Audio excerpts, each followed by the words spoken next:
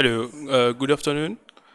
So I'll be giving you an update regarding what's going on at AFRINIC, and especially you'll be interested in the part where how you can get your resources and what is the current status for the IPv4. As you already know, we are slowly going towards depletion, and we'll go into details of what it means for you as well. So we'll just cover these sections with details of the IP resources and some statistics, and also some details on policy, why it's important for you, and also the current policies that have been implemented recently. So as you already know, AFRINIC is the RIR for Africa. We mainly deal with the IP resources, which means IPv4, IPv6, and the ASNs. Also, our policies, everything would boil down to the main objectives of address management, where we have to ensure that there's registration, aggregation, and conservation of IPs. So we have to ensure that the resources are not being wasted and they are correctly registered in the AFRINIC OEs. AFRINIC as a company, we have been incorporated in 2005. We are a not-for-profit.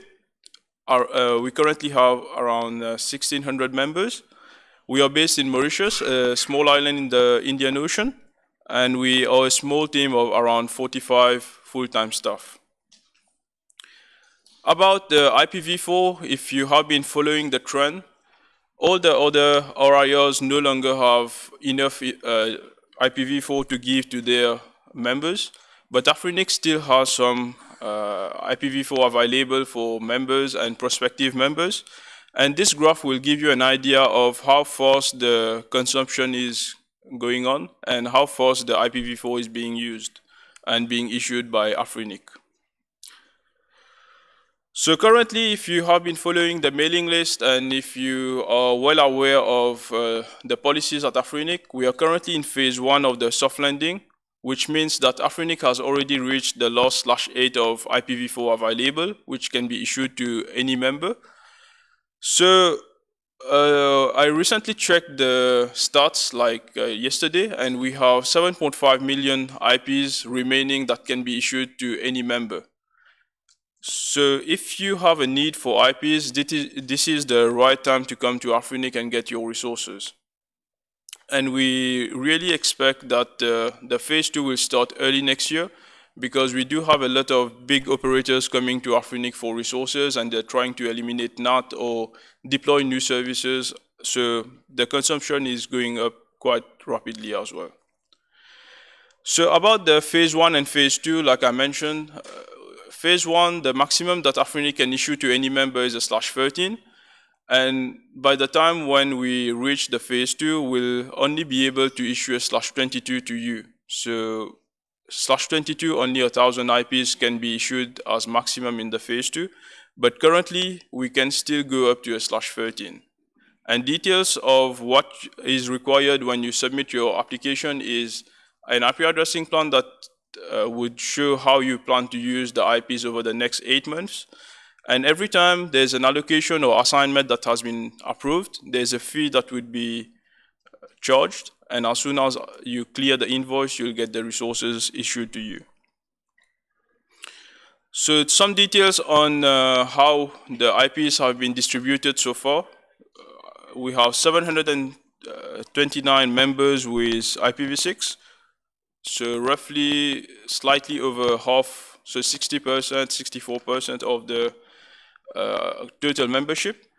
And in terms of the ASNs, you can see the details of how much has been already issued, and some members actually have more than one ASN, and this is why you will see the numbers are higher than the actual number of members. So coming to Sudan, this will interest you. We only have 7 resource members here, 6 of which are ISPs, and the number of ASNs issued are 8, and also the number of IPs issued to the country is 1.9 million. And in terms of the V6, you'll see there is one provider, who is Zain, who is a bigger IPv6 prefix. And the last member that we received from Sudan was in 2015. So from public sources, I saw that the population in 2016 was 39 million. So comparing it to a similar GDP to Sudan, another country with a population which is lower than Sudan, you will see that the number of members is much, much higher. The number of ASN and the number of IPs which have been issued so far are much higher than Sudan as well. So we strongly believe, and after meeting the members here in Sudan, all the other associations, we know that a lot of other entities such as banks, universities, and even corporates who can be eligible for the IPv4, IPv6, and the ASN are not coming to AFRINIC to get them. They are still depending on their upstream provider, and some of them actually say that they don't want to manage those resources, so they are actually handing over a lot of control of the network to someone else. So why you have to get your resources? You get better multi-homing, independence, and if you're changing your provider, you don't have to renumber every time. And the type of membership that we support are LIR and end user. LIR means any ISP or any entity that gets the resources and will redistribute it to their customers. And the end user is a network where you get the resources and use it on your own network, which means that you don't have a customer, for example, or many customers that will receive the IPs. So how you go about getting the resources, in case you're interested, you can go on our portal. And what is required as documentation is an evidence that you exist within our region, the AFRINIC service region. So this can be a certificate of incorporation, act of parliament, or any other legal documentation. Detailed IP addressing plans, also evidence of upstream connectivity, and you have to sign the RSA.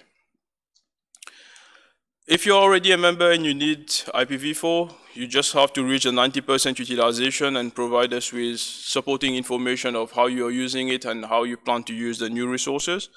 And also you have to be compliant to the contract that you have already signed, meaning you have to be in good standing. The contacts should be up to date, and you have to ensure that you have a signed RSA with AFRINIC, because in the past we do have 1 or 2 members who are not complying to this. So after you received your IP resources, sometimes you have the question of what you can do next. So mainly, the main things that you would be able to do is you can use the routing registry. I have more details later today of what it is and how you can use it. And also, you should try to use the reverse DNS, and if you want to secure your announcements, you can use the RPKI, for example. And you have to always ensure that your contacts are up to date. If someone is leaving the company, for example, you have to update AFRINIC and ensure that you get all the communications from us. How do you actually manage the resources? We have a portal, My AFRINIC. You can use the Whois web update, or you can use the email method to make any changes or any updates on the AFRINIC Whois. Coming to some policies, there is a policy that was implemented recently called policy transfer, which is transfers of IPv4 resources within the AFRINIC service region. So this means that one existing member or resource holder, like a legacy, can transfer resources from his company to another company, but both should be AFRINIC members. So they have to enroll if they are not a member to receive it. And also it was implemented early this year in February. So if you need more details on this, I can share later. Another type of transfer that we support is called mergers. It's the example of where a company has bought another one and they want to put all the resources under one account, so basically merge everything under one. And these are not really going through the policy transfers. It goes through a guideline that was already set at AFRINIC since a long time. If you want to have details or some statistics for the transfers, it's published on our FTP site. it's public and available to everyone.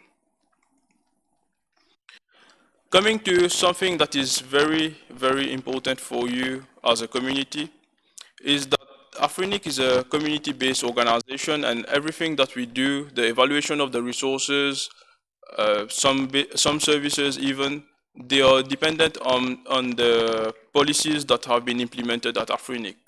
So who sets the policy? It's not AFRINIC staff, it's not the government or the CEO, for example, or the board of directors. It's in fact the AFRINIC community, and we have in the room some people who have been participating, where you can actually make your voice be heard. And uh, if people are supporting whatever you're proposing, for example, as a policy, that policy would go through and we as staff will implement it for you. So if today you have any challenges and anything that is not according to your business rules or to your needs, you can still ask for a change. And as I was telling the other Sudanese members, AFRINIC is a very democratic company. So as an RIO, when you submit a change, the change would happen eventually, and you just have to go through the process. So there has been one challenge that we face from all of the different countries that are in our service region, is that there's very little participation on the policy discussions and even the policy proposals or asks for any changes. But the same people are in fact being impacted, and it's only when they feel the pain that they will start complaining. So you as a community in Sudan, you have SDNOG and you have regular meetings from what I heard. It's very important to also try and slot in the policies and check if any policy are in line with whatever you're doing or any changes are needed, or even if you have a new idea based on a new technology or anything that you want to propose, you're more than welcome to do it. If you need help, we as staff will help you with the template and how you have to go through the process. You just have to get in touch with us. Some details of the current policies. We have 23 policies that are already implemented. There's 5 still under discussion and 4 have been ratified by the board and is pending implementation by AFRINIC staff. So on the right, you can actually see the details of the policies which are under discussion and the ones that have been ratified and pending implementation. Some recommendations of what we can tell you as staff is that you should read and understand all the policies. If you need help, we are here to help you. We have FAQs that we regularly update on our website, so do consult them and try to check if there's anything, any issues that you're facing, you might get the answer there. We do have a lot of supporting documentation that we also publish, like guidelines of some best practices that you should follow. And if you want to actually participate in the discussions, we do have a lot of mailing lists. So you can go on list.afrinic.net and you'll actually see all the mailing lists that you can subscribe to, and you can actually participate in discussions. If you want to contact us, you can do that on hostmaster@afrinic.net or concerning the routing registry, the IRR@afrinic.net. Thank you very much. If you have some questions.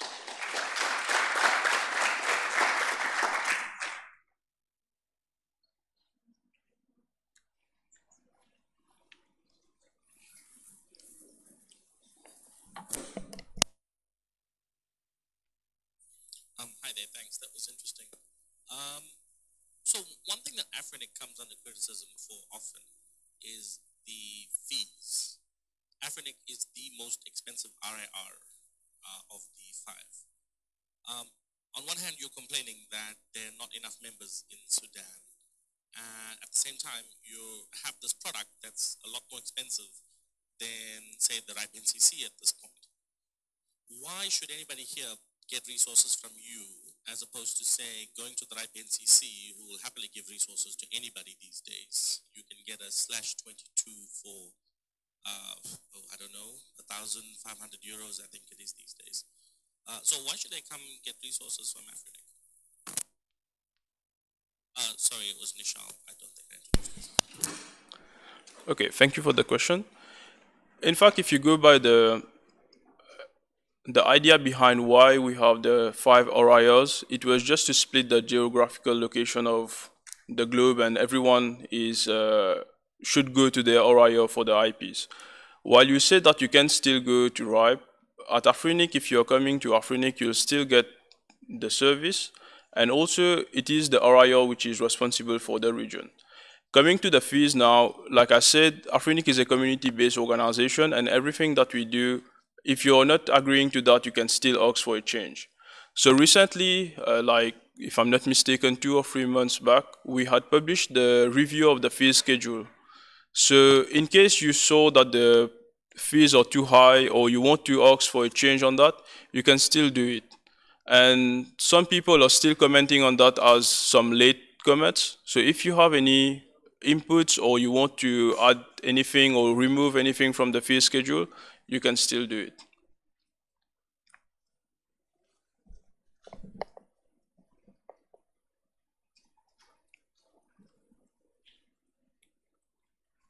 Responsibility is an interesting word. It when you say we're the RIR that's responsible for this region, I equate that to something like my parents were responsible for me when I was a kid because they brought me here and they were the ones that, had to grow me, feed me, clothe me, and all of those things. But responsibility is probably not the accurate word to use when they are self-proclaimed monopolies that are set, right?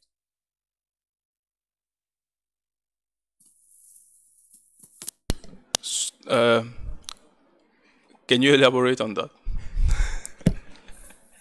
You still haven't answered my. You haven't answered my question at all. You, on one hand, the IPNCC is saying if you want IP addresses, we can give them to you for whatever it is these days. 1,500 euro, 2,000 euro for the slash 22. On the other hand, AFRINIC's fees are considerably higher. If you want to get a slash 22 from AFRINIC now, it's going to cost you $5,000 because you'll have to pay the fee for the V4, which is about $2,200, and then you have to pay the what do you call it? The allocation fee, which is twice that. So it's about $4,400 plus anything else that's included.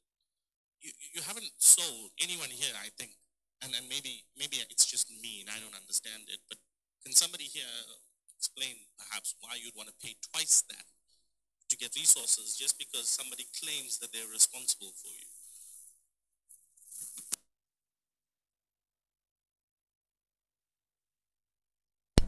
Okay, so like I was saying, the idea behind the RIOs was to split it up. So I don't really have an answer, a direct answer to what you're asking for.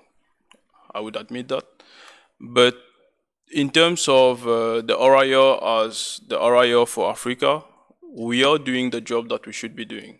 Maybe now and then you do have some ups and downs, but as much as possible, we are doing that job, and we are doing the core businesses that are needed as well, like registration and providing the service that is needed.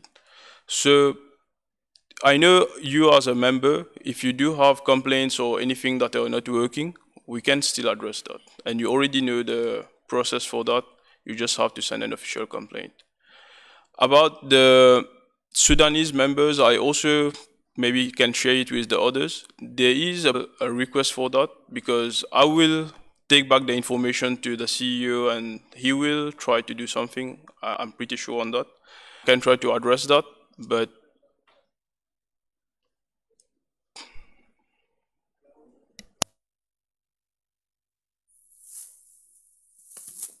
Thank you very much. Sam Saleh.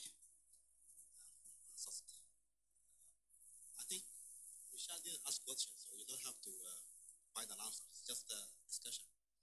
We can discuss it. All of that. It's not a question, so blame yourself. In Sudan, we used to have 23 ISPs. I think that was in 2005.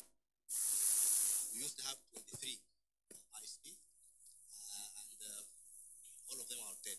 And it's not because of the peace. I think it's difficult to run a business in Africa. Issue of peace.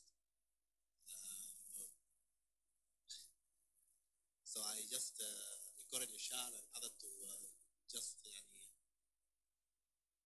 come with a proposal to change this setup and reply to the board email about the comment on fees. Let's make the change. It's not very high, I think, for us, because I used to run an ISP for education. It's not very high for us at that time.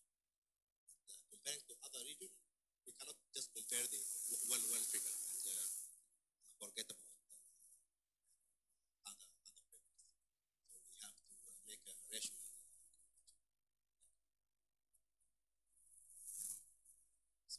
My name is Tariq Mirghani from ISOC Sudan, .sd registry, and I used to be a manager for Sudanet. It's the first ISP in Sudan at that time, and even in Sudan. No, don't worry about that. Yeah, I am not so that old, but in fact, when we first applied for a range of IP address, we get it from RIPE, because at that time there was no AFRINIC. But we are happy to get it from AFRINIC. Why? Question even if it's more expensive, because of the community. I think when the idea of AFRINIC and build RIR here in Africa and to support it, all of this may be dreaming ideas or something like that, but not a professional or business idea. But it's the idea here to have our own in Africa, RIR, builds the community, and the community behind AFRINIC is not just IP addresses. It's events. It's community many people get them all in an event and such things like that. I think it's not bad. And other things, if we try to get IP addresses from say RIPE, I tried it before. It's very, very difficult and question and verifying. And no, I tried it. Not anymore. Maybe I don't know now. And even you will not get the range of IP before you want. I think for that reason, I heard that a lot of companies now want to make branches and companies in Africa, so that they can apply, get rates from AFRINIC, not the opposite, even of the high price, because of IPv4 rates with remaining in Africa still. So Africa is mine for them, for IPv4. Thank you. Last question. Anyone? 1 minute.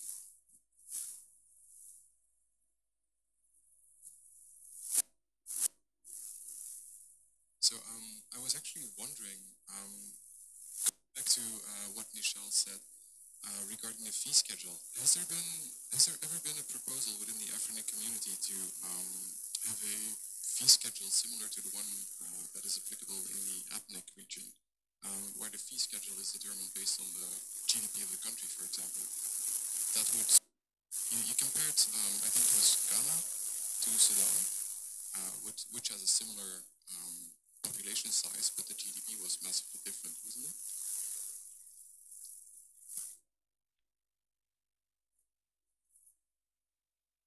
It was in fact based on the GDP and the approximate same size the population. Yeah.